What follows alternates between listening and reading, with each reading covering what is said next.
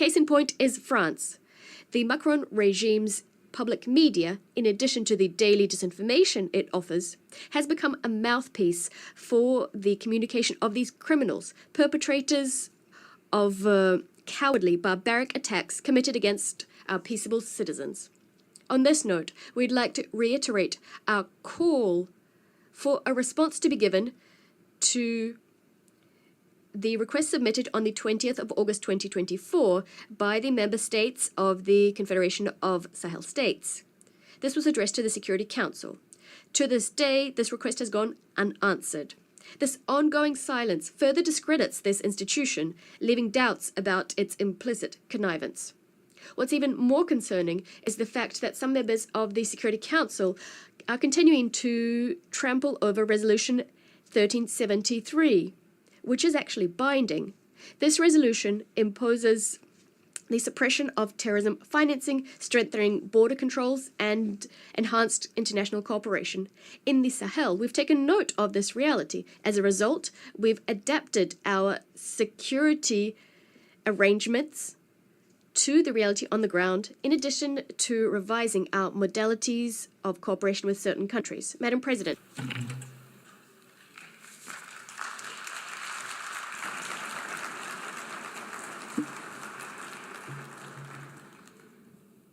Madame la Présidente. Madam President, Secretary General of the United Nations, Heads of Delegation, distinguished delegates, ladies and gentlemen,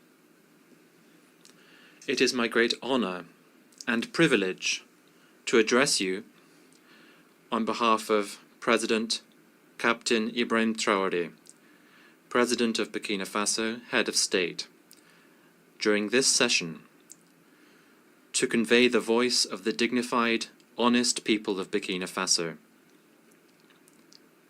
I would therefore like to convey fraternal greetings to you, to all citizens of the world committed to peace and freedom. Madam President, on behalf of Burkina Faso, I would like warmly to congratulate you upon your election to the presidency of this, the 80th session. Your election bears witness to the trust of the international community in your leadership, your ability to listen to other views, and to dialogue. In Burkina Faso, you will find a sincere, constructive, and committed partner. I would also like to express my gratitude to your predecessor, Mr. Philemon Yang. My gratitude for the high quality and rigor of the work he undertook during the previous session. Madam President, distinguished delegates, ladies and gentlemen, Burkina Faso fully aligns itself with the statement delivered on behalf of the Alliance of Sahel States by the Republic of Mali, together with Niger as well. We belong to a community of aspirations in a forum of renaissance and breaking with the past. Secretary General, Burkina Faso would like to pay tribute to the work of the UN system and its partners in this common quest for stability and prosperity. The present meeting, which is being held 80 years after the adoption of the United Nations Charter, is a suitable opportunity for us to take stock candidly of what our organization has achieved. And that is what the topic for this meeting suggests that we do. Better together, 80 years and more for peace, development, and human rights. This is fully relevant in light of our mutual commitment to bring about a world that is more just and to build more effective multilateralism. It is therefore part of this approach that should guide every nation, every sub-regional, regional, and international group. This is the oak anniversary after 80 years that should really lead for us to carry out an introspective assessment of what we have achieved. Rather than being a cause for celebration, this anniversary is in fact akin to looking at an embarrassing fiasco, a collective disappointment and a structural failure. Because we have to be honest with ourselves, we should humbly recognize that even though globally there have been some achievements, there is rather a negative backdrop as a result of 8 decades of optimism that have been sorely put to the test, 8 decades of disappointment, 8 decades of shattered dreams, 8 decades of failure to meet the moment, in a nutshell. That is unfortunately the bleak picture of a UN that many of our forefathers from 1945, if they were still alive, would have struggled to accept. It is therefore difficult to celebrate given such a mixed backdrop to this anniversary. How can we understand the fact that Africa, the cradle of humanity, and where there are so many conflicts, and which represents more than 1 billion human beings, remains excluded from the Security Council's decision-making bodies? How can we accept the fact that peacekeeping missions, financed to the tunes of billions of dollars, are leaving our countries in the lurch and are leaving behind frustration and suffering rather than tangible results? The causes of this collective failure are well known to all, notably the member states themselves, who, after 8 decades, have, within this General Assembly, devoted their energies to defend noble causes and to propose realistic reforms without being successful in this quest. What can we do if the decisions of the General Assembly, which are not binding, are simply making it irredeemably inaudible and ineffective? Could we expect the Security Council to be more successful when it is tarnished by politicization and when it is powerless as a result of its inconsistencies and ineffective because of its permanent divisions? What is even worse is that this Council, whose role today is misused, the Council is in fact a troublemaker as a result of the tacit, underhand and sometimes active complicity of some of its permanent members, who are themselves major actors and financiers of the crises of our time. That is what the Security Council has become. It has become a pernicious body, which, as a result of the predatory behavior of some of its permanent members, they can decide which country will be on the Council's agenda, in which other country peacekeeping operations can be sent, as if to better legitimize their role. We are therefore powerless in the face of the failure of initiatives which are nevertheless good ideas as a result of the rivalries between states and the unresolved crises that are so numerous, the most emblematic of which is the conflict between Israel and Palestine, which has lasted too long. The sinful inaction of the international community in the face of a lack of trust and the authority of states which have been undermined by terrorists. It is time for an awakening and for bold reforms, without which the Security Council will remain an anachronistic institution and will not be able to meet the moment. Ladies and gentlemen, in a world that is changing rapidly as a result of rapid digital change and the persistence of geopolitical tensions, it is critical that we reconsider our economic development strategies. International trade can no longer be conceived through rigid schemas and imbalanced models that have been imposed upon us. Rather, it should be focused on strengthening economic autonomy, local use of resources, and promoting genuine social justice. It has been recognized today that lasting prosperity involves proactive industrialization policies, maximizing the value of raw materials and creating decent jobs, notably for young people. That is why we urgently need to break with the cycle of dependence on the export of raw materials. This is a model that increases our vulnerability and is a permanent brake on our emergence. In Burkina Faso, presidential initiatives bear witness to this determination to build a productive, inclusive, and resilient economy which can bring new horizons for our citizens. That is why my country reaffirms its commitment to building a fairer multilateral trade system based on international solidarity and making the most of scientific progress, technological advancement, and innovation, which are genuine levers for shared, lasting development. Madam President, like other nations in the Sahel, my country is going through one of the most testing times in its history. For almost a decade now, Burkina Faso has been attacked by terrorists supported by dark forces. These groups are coveting our resources. They are trying to shatter our sovereignty and impose the law of chaos.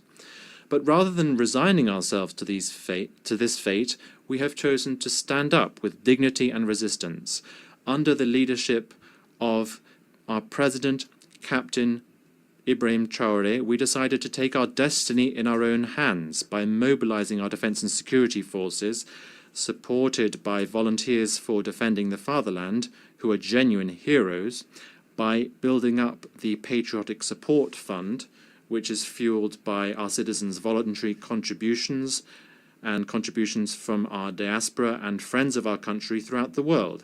Since 2023, this fund has collected more than 413 billion CFA francs, which is startling proof of the patriotic spirit and unity of our people. By carrying out historic reforms to achieve food sovereignty, to restore our lands, and to relaunch our agricultural production, and to reduce our dependence on imports. These efforts that our determined people have undertaken are now bearing fruit. More than 72% of our territory has been recovered. Thousands of internally displaced people are going back home. Schools are reopening and social services are now resuming. Burkina Faso is thus showing that a united people can overcome even the toughest challenges.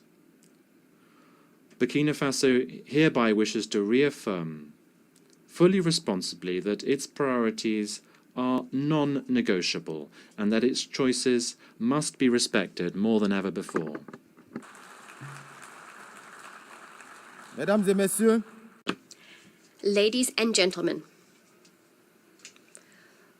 our activities are aligned with the virtues of solidarity and unity. We are deeply convinced that a people brought together around a common ideal can achieve great things. The efforts undertaken by our fellow citizens within the country and in the diaspora, as well as their enthusiastic commitment to the momentum we've created, reaffirm that we've made the right choice, and this under the leadership of Comrade President of Burkina Faso, Ibrahim Traoré. The enthusiasm carried by the Patriotic Support Fund and the presidential initiative Faso Mebo is an excellent illustration of this. Established in 2023 in support of the Action Plan for Stabilization and Development, the Patriotic Support Fund aims to mobilize additional national resources, endogenous resources, so as to build our defense and strategic investment capacity.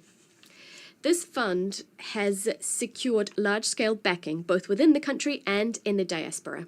Madam President, the methodical pursuit of our reforms has meant that today we've made significant headway on economic governance. We have better control over public spending, we've optimized management of the state's human resources, we've streamlined institutional spending, and our debt levels are viable. These efforts can also be seen in a more equitable distribution of our national wealth, ensuring that the vast resources we have in Burkina Faso fully benefit our citizens, benefit our prosperity, instead of flowing to external interests or the representatives thereon within the country. Despite the difficulties inherent in the security and humanitarian crisis, the government has taken action across all sectors of socio-economic development, and this has brought noteworthy successes.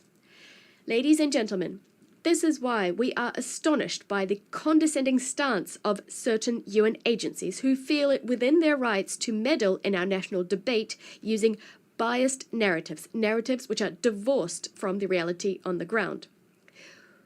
We unequivocally reject the report entitled Children and Armed Conflict in Burkina Faso, which is peppered with counter-truths and the very title of which demonstrates semantic manipulation. I would like to use this opportunity to commend the courage of our combatants and to pay tribute to military and civilian martyrs who honorably gave their lives in defense of our sovereignty. Madam President, we've always stated that terrorism is being used as a pretext, a convenient pretext, for certain states to pillage African resources. Thus, our countries are being confronted with terrorism. These terrorists being the troops of predatory foreign armies. Some states are no longer hiding this fact. They are publicly proclaiming their support provided to these criminals. A case in point is France. The Macron regime's public media, in addition to the daily disinformation it offers, has become a mouthpiece for the communication of these criminals, perpetrators of cowardly, barbaric attacks committed against our peaceable citizens. On this note, we'd like to reiterate our call for a response to be given to the request submitted on the 20th of August 2024 by the member states of the Confederation of Sahel States.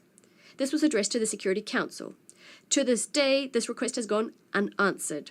This ongoing silence further discredits this institution, leaving doubts about its implicit connivance. What's even more concerning is the fact that some members of the Security Council are continuing to trample over Resolution 1373, which is actually binding. This resolution imposes the suppression of terrorism financing, strengthening border controls, and enhanced international cooperation. In the Sahel, we've taken note of this reality. As a result, we've adapted our security arrangements to the reality on the ground, in addition to revising our modalities of cooperation with certain countries. Madam President, we remain convinced that the United Nations should be the framework for dialogue and cooperation. But what we're calling for is a renewed partnership underpinned by mutual respect, equality, and genuine solidarity. Ladies and gentlemen, confronted with common threats and external interference, Burkina Faso, Mali, and Niger have pooled our forces so as to establish the Confederation of Sahel States. The AES is not a retreat, it's not a way of turning inwards, not at all. It is us asserting that we have the right to determine what happens to us, to pinpoint our own priorities, and to craft regional cooperation that exclusively serves our people. This choice is a matter of dignity. We are refusing a system whereby our countries were all too often used as a territory for the maneuvering by foreign players in pursuit of foreign agendas. It is our willingness to be the agents of our history, to write ourselves the future our children will live out. The AES is in keeping with the fight of Pan-African figures such as Thomas Sankara, Patrice Lumumba, and Kwame Nkrumah.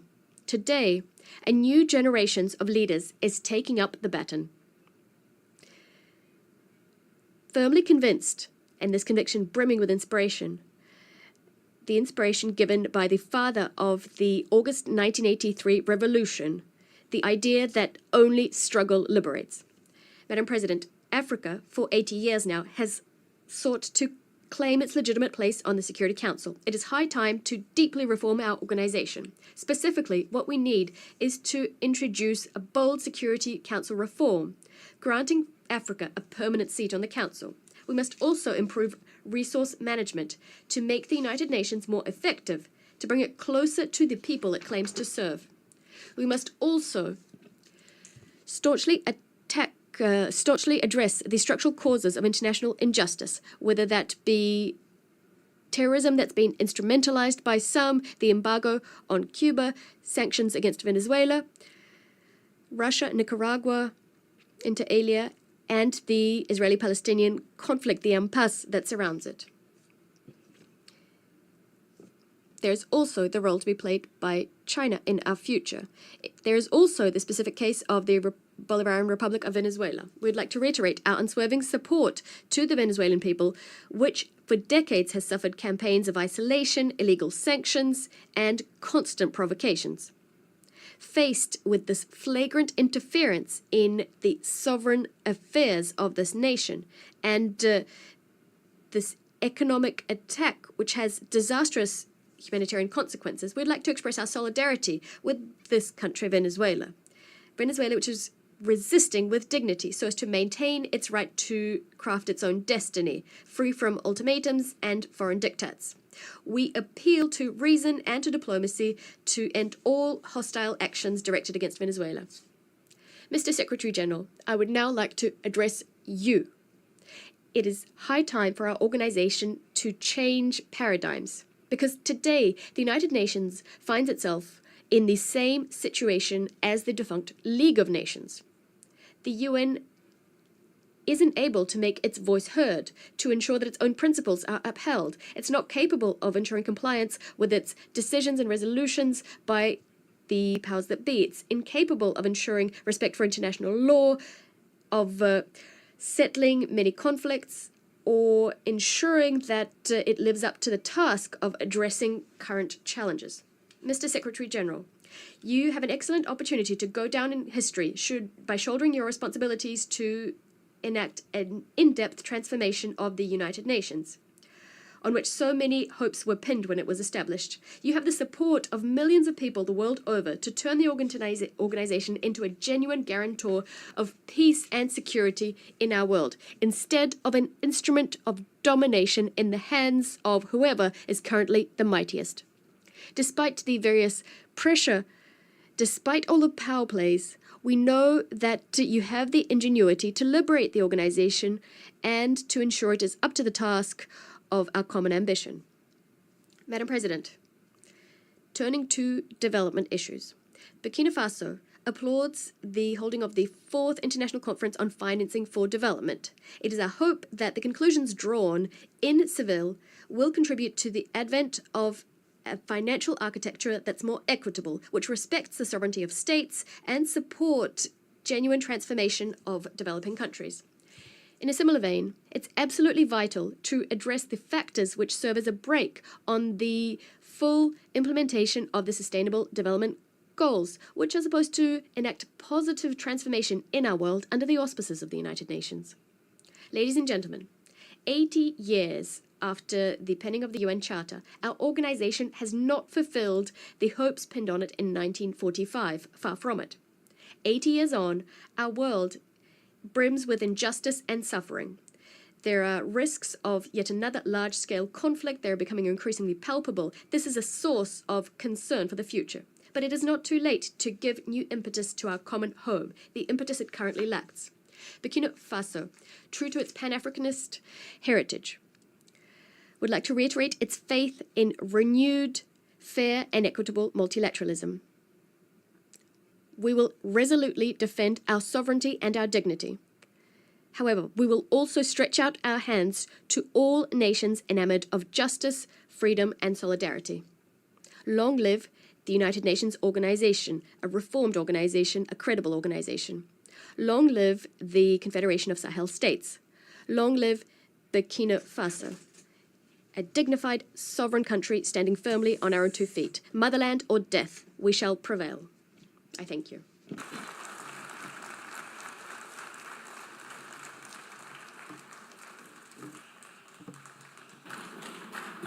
On behalf. Thank you, Africa, Mama Africa. Oh, yeah. You make Africa great. Thank you, freedom. Thank you, Africa.